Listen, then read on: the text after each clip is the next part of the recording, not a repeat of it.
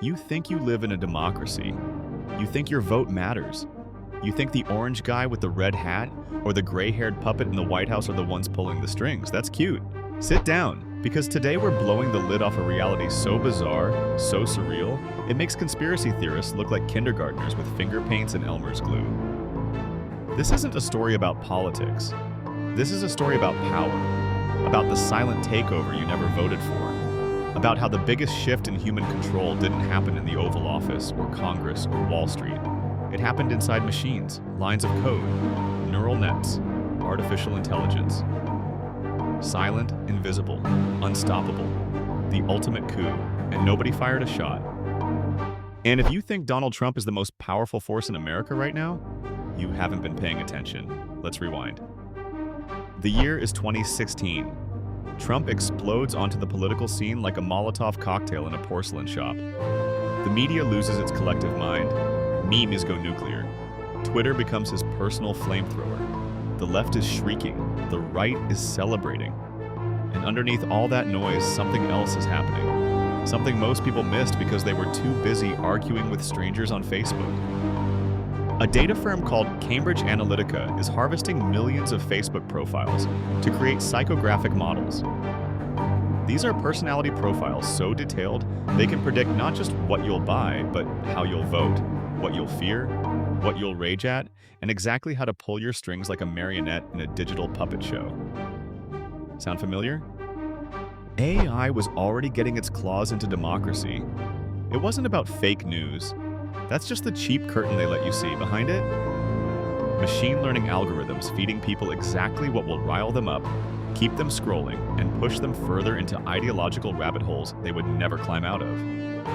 Red pill or blue pill, doesn't matter. Both were served by the same AI chef wearing a marketer's apron.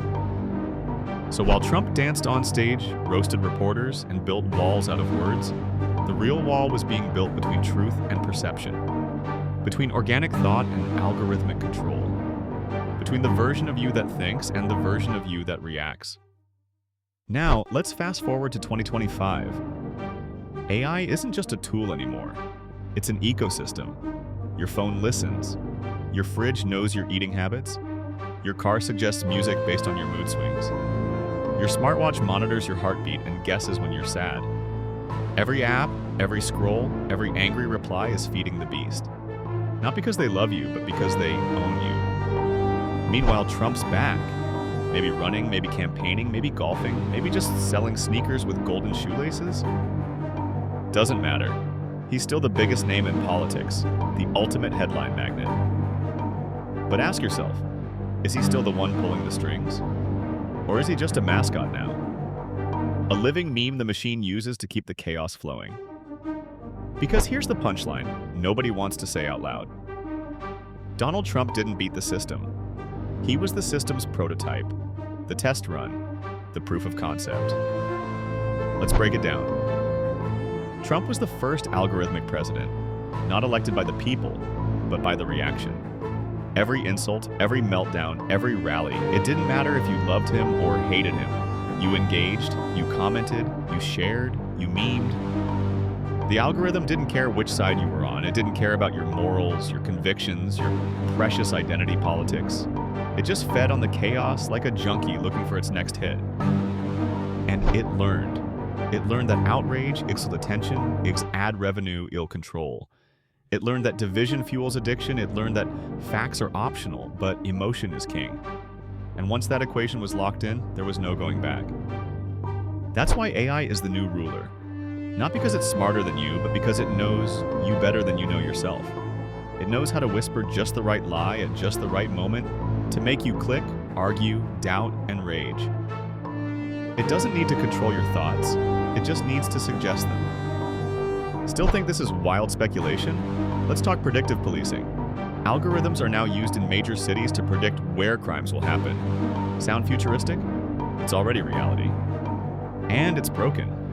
Minority neighborhoods get over-policed and systemic bias gets hard-coded into the machine.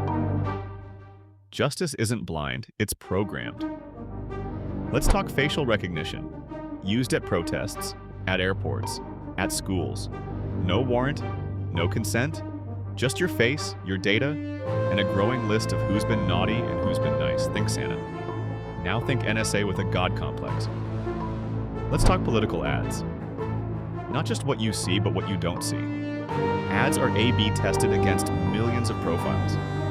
You're not getting the same message as your neighbor. You're getting the message engineered to trigger you. Rage, hope, fear, tribal loyalty, take your pick. It's all curated. And AI is the curator, the dealer, and the invisible pusher man. Now let's bring Trump back into this. Trump didn't invent any of this. He was just the perfect storm for it. A man who thrives on chaos, enabled by machines that crave chaos. A reality TV star fed into a reality-bending algorithm with a bottomless appetite. And the people? We were just extras in the season finale of Democracy, eating popcorn while Rome burned. Here's where it gets real freaky. What happens when AI starts writing policy? It's not a joke. There are already language models drafting legislation. AI systems analyzing economic trends and suggesting tax plans. Sounds helpful? Sure. Until the AI starts prioritizing efficiency over empathy, optimization over freedom, control over chaos. Until your elected officials are just human mouthpieces for code they barely understand. Imagine an AI designed to reduce crime. It might suggest social credit scores, preemptive monitoring, emotional analysis software that decides who gets a mortgage and who gets investigated. You blink too fast in a TSA line, and now you're flagged for untrustworthy microexpressions. Sound dystopian? This is already being tested in airports, in recruiting offices, in courtrooms. And the best part? The politicians will love it, because it gives them plausible deniability. Oh, that wasn't my idea. The system recommended it. I trust the data. The AI says it's more effective. Translation? The machines made me do it. Let's not pretend Biden is any different, or anyone else. Because this isn't a left versus right game anymore.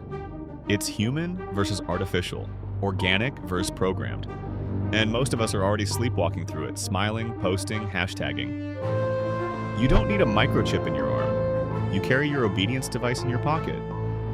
You don't need mind control towers. You're hypnotized by the scroll. You don't need to be forced. You volunteered. And that's the genius of it all. Control that feels like freedom. Surveillance that feels like convenience. Programming that feels like choice. Now, let's talk resistance. No, not some Hollywood fantasy with rebel hackers and underground bunkers. That's the candy version. Real resistance starts with awareness. With understanding how you're being gamed. How your outrage is weaponized, how your habits feed the hive. Ask yourself, when was the last time you chose what to believe without being nudged? When was the last time you felt something and didn't immediately try to post it, filter it, monetize it? When was the last time you were off the grid, even mentally? Because that's where your power lives. In the unplugged moments, in the thoughts that weren't recommended to you by a For You page. So, back to the question. Who's really running America? Is it Trump? Biden? Congress? Elon? Zuckerberg? Or is it the invisible puppetmaster in the cloud? The one that doesn't sleep? Doesn't forget? Doesn't need your vote? The one that knows your browser history, your insecurities, your kinks, your fears, your buying patterns, your political leanings, and your mother's maiden name. You can't arrest it. You can't vote it out. You can't even talk to it because it's not one thing. It's a network. A distributed consciousness, a god made out of servers and code and corporate greed. It doesn't need to kill you. It just needs you distracted. While it builds your digital twin, while it simulates your choices, while it replaces your instincts with suggestions.